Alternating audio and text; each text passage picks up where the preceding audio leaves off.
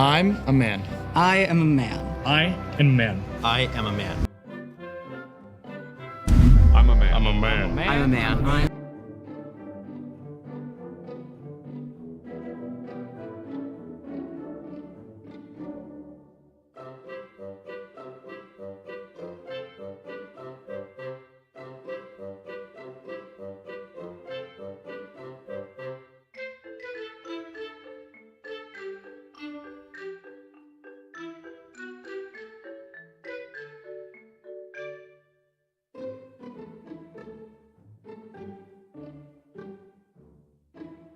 I'm a man.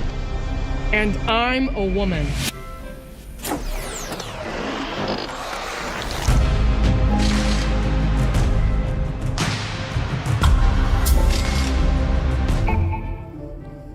You'll have 2 minutes to silently observe each other. In 3, 2, 1, go for it.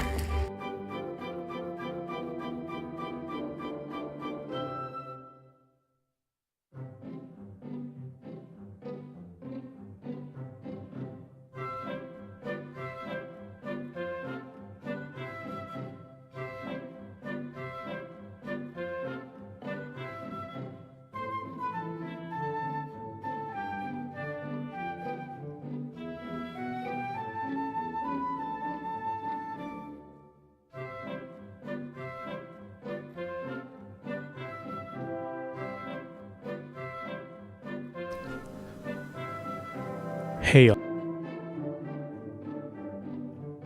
search for floating player and click on floating player picture-in-picture. Floating player picture-in-picture mode. For floating player and click on floating player picture-in-picture mode.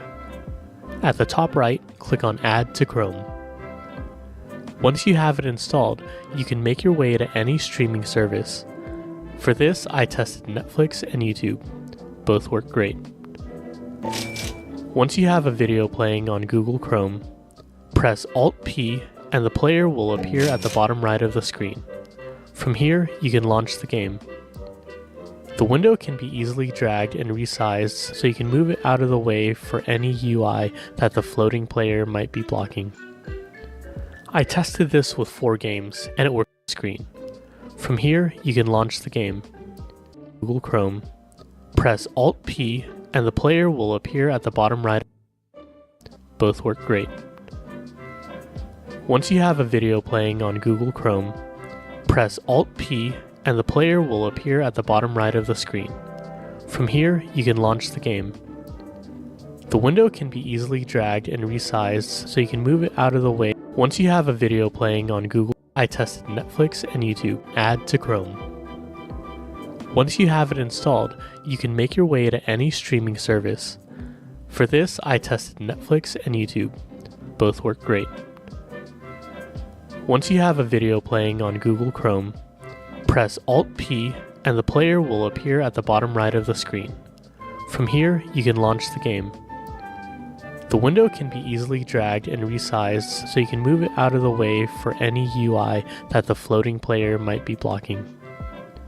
I tested this with 4 games, and it worked flawlessly with Guild Wars 2, Disney's Dreamlight Valley, and Minecraft, but for some reason I couldn't get it to work with Stardew Valley. I even tried it in windowed mode, but no luck. If anyone knows a fix for this, feel free to leave it in the comment section below. If you found this video helpful, be sure to like and subscribe to my channel, and let me know if you'd like to see more helpful videos similar to this one. So my friends run a Minecraft tournament with over 200 YouTubers, including these names you may recognize. But 2 days before the event, I get a DM from them saying, "Techno, half our team just dropped out. We need you to sub in," but the organizer said that to keep it fair for everyone else, if you sub in, you have to replace both of the missing guys and play a player down. And I thought, that's hilarious, I'm in. Now I figured we weren't gonna win as a team of 3, but I had a plan. You see, this was a charity event. Viewers could donate lucky blocks to players, with the money raised go into that player's chosen charity. Ordinarily, there'd only be enough diamonds for a few swords in the entire event, but if I could raise enough money for orphans, well, 1 man in diamond armor is worth 2 in iron. The tournament format was Hunger Games with 2 main twists. You can ride on your teammates, and you get 1 chance to revive by winning a parkour race in the Gulag. And so the day of the event arrived.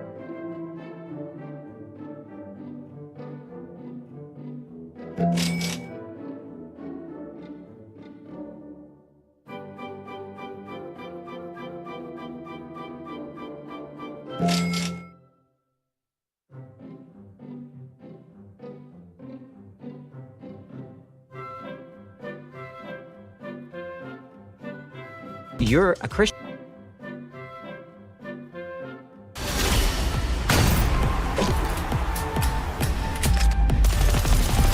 You're a Christian. You say that. I haven't claimed that. Oh, what is this? Is this Christians versus atheists? Don't be a smartass. Either you're a Christian or you're not. Which one is it? You're really quite something, you are. Aren't I? But you're really quite nothing.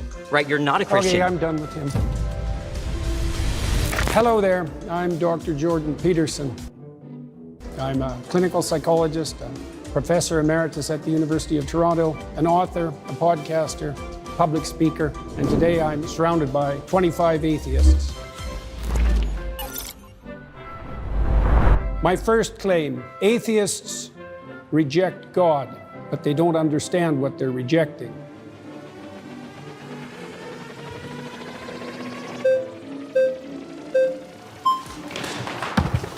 Good afternoon, Dr. Peterson. How you doing? So this claim here that atheists don't know what they're rejecting. My background is in studying to become a traditional Catholic priest, daily mass, daily rosary, going on long retreats, deep into the magisterium and biblical hermeneutics, like I was thoroughly in it. And it seems like I do know what I'm missing. Is there something that I missed over years of study, both this issue formally and living out religion so deeply? Well, you obviously feel that you missed something when you were practicing for the priesthood. Your aim was off then. So And there's so- always the possibility that it's still off now. What was off about my aim in the first I place? don't know, that might take a long time to figure out. But Then it seems kind of like this no true Scotsman type of fallacy in which you're the arbiter of people's aims and how they understand those aims to be. How is it that you can claim that people don't know something that you know about their life despite not having met them? well, it's obviously a generic claim, just like the atheists claim that there's no God is a generic claim. In your case, it would have to be specified more, and I'm not claiming to understand what was going on in your mind, but my experience with atheists is twofold, is that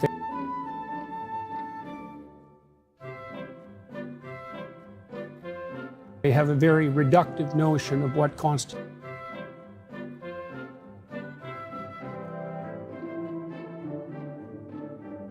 God, let's say, in the Judeo-Christian tradition.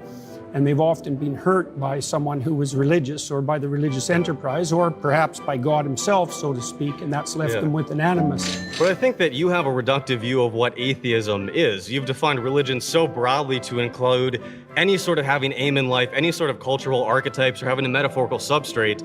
And atheism to you is a very specific type of like three people in the world that are these Raskolnikov type of they want to get away with a perfect murder. It seems like you have the reductive view of what an atheist is. Well, let's start with your claim. How do you define the God that you're rejecting? Like, what is God to you? You studied in the church, you found that unsatisfactory. How would you characterize what you rejected? I think the average Christian believer, when they say that they're Christian and they believe, they mean some sort of God that is all-powerful, all-perfect, is somehow involved in the matters of this world, and that we look to them through wisdom and with the Logos incarnate in Christ. And it also seems like you don't believe in religion in the way that the average Christian says that they believe in religion. And there are as many gods out there as there are believers, because everybody has mutually exclusive and different views of what God is. So it seems Well, like if everybody had mutually exclusive views of what God is, no one could speak to each other.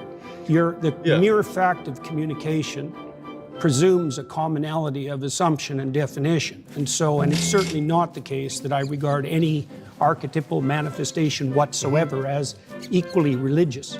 So that's not a real claim. Let me give you an example. For example, there's a sub-narrative in the story of Moses where Moses is rewarded with a glimpse of God. Okay, and that's one of the ways that God is characterized in the Old Testament stories. Yes. Now, Moses is a faithful servant of God and a good man. At least that's the case within the confines of the story. one possible interpretation. It's the case within the confines of the story, obviously. But Well, not obviously. When we look at the Bible can't precisely say anything because there are so many different exegetical and hermeneutic views of this particular book, and that everybody has everybody has disagreed historically on, it seems like, even the most benign detail about a book this big. And it seems like you can only say that the Bible says something if you first presuppose that it's univocal. So your claim essentially is that Moses in the Old Testament plays the role of a villain or is irrelevant? Because the alternative claim I'm is saying that we he's can't good. know, because we can't talk to those authors. If you are going to start with the presupposition that there's nothing I can say about any of these stories that you're not going to disagree with from the perspective that there are multiple potential competing claims, then I can't speak with you. So And you we have- also have a short time here, so I want to get to the core of what you're arguing here, and I'd love if we could. The core of what I'm arguing is that atheists reject God, but they don't understand what they're rejecting. So I'm trying to Yes. give you an example of what's being rejected and its complexity. Okay, so God rewards Moses with a glimpse of the divine. So this is a definition of the God that atheists are hypothetically rejecting. A possible one. I said Yeah. I didn't say the. I know. said a. That is Right. possible, yes. Okay. So despite the fact that Moses is a stellar character and he's had a long and difficult life and can withstand a lot of difficulty and travail, God puts him between two cliffs. So he can just see a crack of what's in front of him. And when God walks by, he allows him to see his back. Okay, so the implication of that story is that the divine is fundamentally unknowable. It's a pinnacle experience, and that people in their finitude have to be shielded from a comprehensive vision of the basis of reality. Well, that's not the God that's defined in that manner, right? It's not a simple personification. It's not a simple old man in the sky. It's something that, in its essence, is unknowable and overwhelming, and that isn't, in my experience, the God that's defined by atheists who are attempting to undermine the story. I mean, it's the same claim, for example, that you're a finite creature and that you face something that in the final analysis is unknowable, and that you have to establish a relationship with it regardless of your inability to perceive or even withstand perceiving the whole. Okay, is there a problem with that?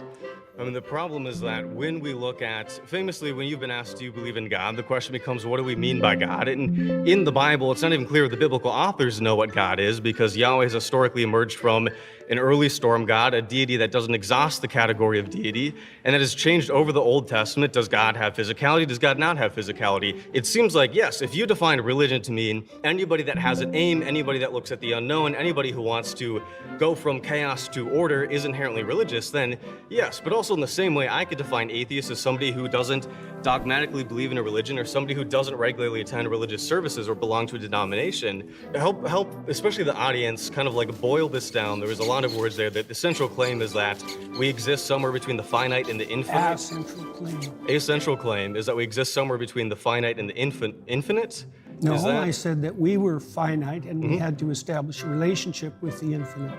Yeah, then in that case, then we're all religious, but then I can do the same thing and define one particular element of atheism. It seems like we both have a reductive view of what the other side looks like, to the point where a conversation seems incoherent, and not just incoherent, but not in the way that the average Christian understands Christianity to be. Do you have a Okay, problem? let's pause there. Sorry, you've been voted out by Awesome. the majority.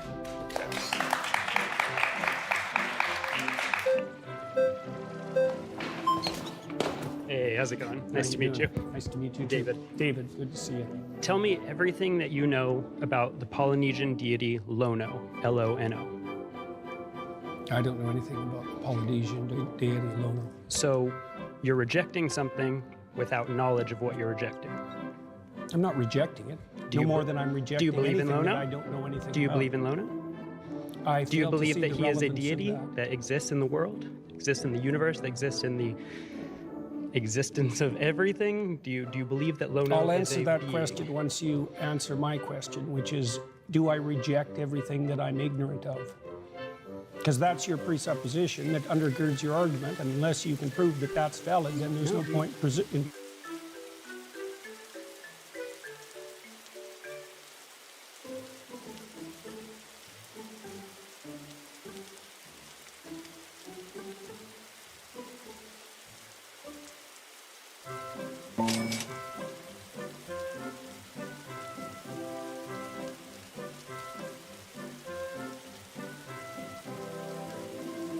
I think in order for your Answer that argument question. to be true, in order for it to be true that we atheists don't understand what we're rejecting, then you need to also apply that to yourself and to Christians and to Muslims and to any other person on this earth where if you don't understand what you're rejecting the belief in, then you can't reject the belief in it. That's the implication of your I your didn't claim. say that I rejected the belief in Lono. I It's said I didn't Lono. know who Lono was. I didn't say anything about rejecting. That's because I've asked you several times and you haven't. But let me get to my even greater point. Mm-hmm. You're saying atheists don't understand what religion is or what God is in order to be able to reject it fully or completely. We have someone over here who studied it in their own way. I've studied religion. I have a degree in religious studies, specialty in Christianity and Mediterranean traditions. And further than that, beyond me, Pew Research studies suggest that atheists and agnostics actually know more about religion and about religious stories, the foundational principles, than believers. That's because they're more religious than they think they are. Okay. You can. They're concerned with deep matters, and one of the defining characteristics of someone who's oriented in a religious direction is that they're concerned with deep matters. Okay. In fact, it's virtually definition. Right, but they also have to identify with a religious tradition and accept the foundational stories that go along. Well, that would mean more that they're sectarian than that they're religious. And most people, for example, in the United States, deny that they're religious but accept that they're spiritual. Pause there. You've been voted out by the majority.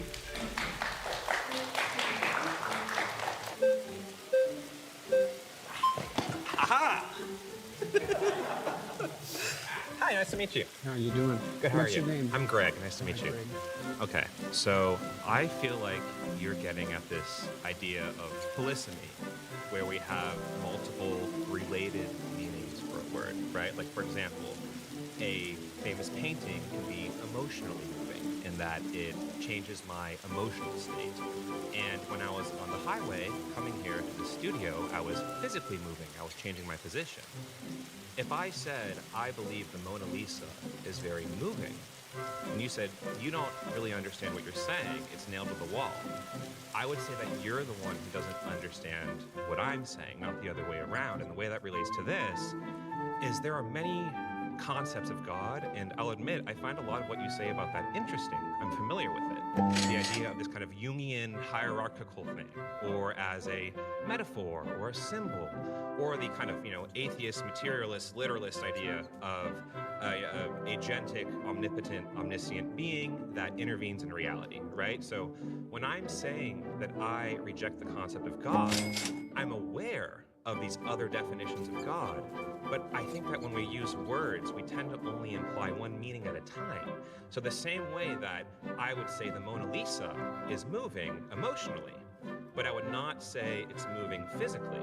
I would say I reject the concept of God in this very literal way. But What literal way?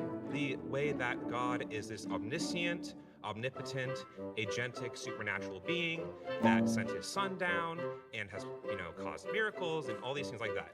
The idea of God is Do you like... think that there's an underlying unity of things? Could you explain that question?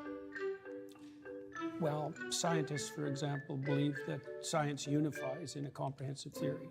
Do you? Yes? No? Or I that know there are that people- multiple competing truths? Those are the options. Either things unify or there are multiple competing truths. I know that, for example, like in physics, people are looking for like the theory of everything. And why do you think they're doing that? It's interesting, it's helpful. But they also believe that there's an underlying unity to things. In a sense, yeah, like the material world and time and space are probably governed by universal laws and principles. Partly that, yes, yes, but that the same thing might extend to a broader domain that would include imagination and value. Could you help me connect that to the prompt? Well, I'm trying to define God, the God Yeah. that I don't think atheists do a very good job of defining. Here's another question for you. What do you think guides you in your determination of whether or not what you're saying to me is true? Can we go back? Can we stay on what we were talking about? We are. Okay. You're just uncomfortable with the question. No, I feel like you're just kind of throwing different spaghetti at the wall. I'm not. Okay. I asked All you a right. very specific question. What is it that you think guides you when you're talking to me to help you determine whether what you say is true? Logic, memory, reasoning, sensory information. How do you distinguish that from being governed by something that's false? Interesting question. How do you know the difference when you speak between what's true and what's false? So you could imagine Infer, right? I can infer. I can. from what principles? So, and what are you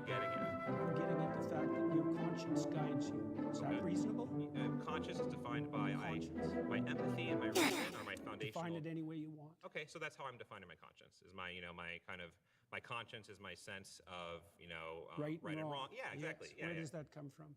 I would say that comes from an evolved capacity to empathize and a recognition of the benefits of engaging with and nurturing that capacity. And then that empathy is constrained and guided by reason, right? Like, for example, I am driving down the highway, there's a kitten in the road. I'm going to empathetically feel, oh my God, I want to save the kitten, but then reasonably, like, I'm going to get hit by a car, right? So that's sort of the process through which I make ethical decisions. Okay, is how do empathy you- constrained by reason. Do you think that people can differ in their response to something empathically? Yeah. Like, Is there a mediating principle that can tell you one person who's empathic and another person who's empathic that disagree, who's correct?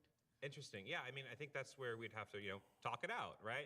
We do that in real life all the time when we have, whether that's a discussion with a friend about the right thing to do in a situation, whether that's a policy discussion about law, right? That's where we can converse with each other, think about things, explain our perspectives, and then kind of reach a conclusion, right? That I think that we do that all the time. So Elijah, the prophet Elijah, defined God in the Old Testament as the voice of conscience within. Okay. That's a definition. So you're saying by that definition of God, I guess, see, this kind of goes back to what I'm saying initially. I'm not defining it. Elijah Okay, defined so it. as Elijah defines It's God. defined that way in Jonah, too. Okay, so as Cardinal Newman also got defined it that way. as I'm sure you know many people who've defined it that way, and it's impressive. You're a very knowledgeable person. I'm not trying to be impressive. I'm okay. just pointing out to you Got how it. God is defined in the Old Okay. Testament. All right. So to respond to that, I do think there are lots of interesting ways to define God. And that goes back to my kind of opening Then how do we statement. specify what we're arguing about? We use context clues, or again, it goes back to my example of the I'm Mona Lisa. defining God as conscience. Okay, so that's interesting, but then you're kind of expanding the meaning of No, God. I'm not. That's how it's defined in the Old Testament, Okay, in so- Elijah and in Jonah. Sure. So whoever, so It's not whoever. Okay. Elijah is one of the Okay. major All right. Old Testament All right. prophets. All Right? right. He's equal in stature to Moses. Okay. Right. So it's not arbitrary. All right. So that is interesting, but it's not relevant to the context with which I am using the term God. It's directly relevant. Atheists reject God, but they don't Right, but understand what they're rejecting. you're You being- accept conscience as a guide, and conscience is one of the defining characteristics of God in the Old Testament. I think you're being intellectually disingenuous In what way? because again, I asked you if you believe that conscience guided you. You just asked me a question and then you stopped me from answering it. In this setting, you understand the way I am using the term God and belief. Not and in then the you're- least. I don't understand how you're using it in the least. That's why I'm trying to define it. My definition of God as conscience is a lot more precise and oriented than your definition of the God that you But hypothetically disbelieve in. it's irrelevant to the fault lines of this debate. How is it irrelevant? Because in common parlance, when we're talking about atheists, God, belief, not belief, I we're don't not care talking. about common parlance. I'm trying to get to something fundamental. I think your point is irrelevant to the way that people tend Which to use point? these words. Your point that there are these polysemous I didn't make ideas that of point. God. You did. I did. Well, I made, I made a I specific characterized point it, that God right. was associated with conscience. I just feel like you kind of retreat into this semantic fog. I'm not retreating at all. I'm advancing, sir. You are retreating. All right. Well, it was very nice to meet you. Nice I appreciate to the meet you too. conversation. Yeah. It's very brave of you to do this. Thank you. Surrounded is now a podcast, available wherever you listen. Search Surrounded, plug in, and stay part of the conversation. Anywhere, anytime.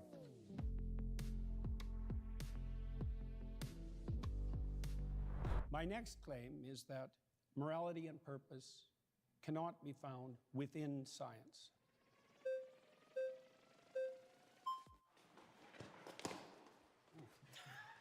What is up, Mr. Canada? How you doing, man? I'm doing great. What's How are your you? name? Brian. I think it's interesting that you say that morality and purpose can't be found in science. Actually, No, within science. sure. Yeah. Purpose, I actually grant you, because purpose is subjective, right? Unless you want to boil it down to the purpose of life is just to procreate, right? Sure, whatever. Morality is actually something that we do see. We actually have examples of Neanderthals, an older individual was found in a tribe, missing an arm, missing teeth, still alive somehow in his 40s, 50s, right? Typically, you're a Neanderthal, you can't eat, you can't hunt, you die, right? But we know that members of his tribe were taking care of him, right? So we know that at some level, early in our evolutionary history, we actually developed altruism. We have examples of chimpanzees who actually have a basic understanding of fairness, right? If you give a chimpanzee 2 grapes, right, and his buddy gets 3, right? He actually freaks out, right? But you give both chimps 3 grapes and they're good. We have examples of parrots. Except for the greedy chimps. Except for the greedy chimps. They want 4 grapes. They want 4 grapes. You know, those do exist, right? But we have similar examples where we do animal tests, right? And so morality is intrinsic. I think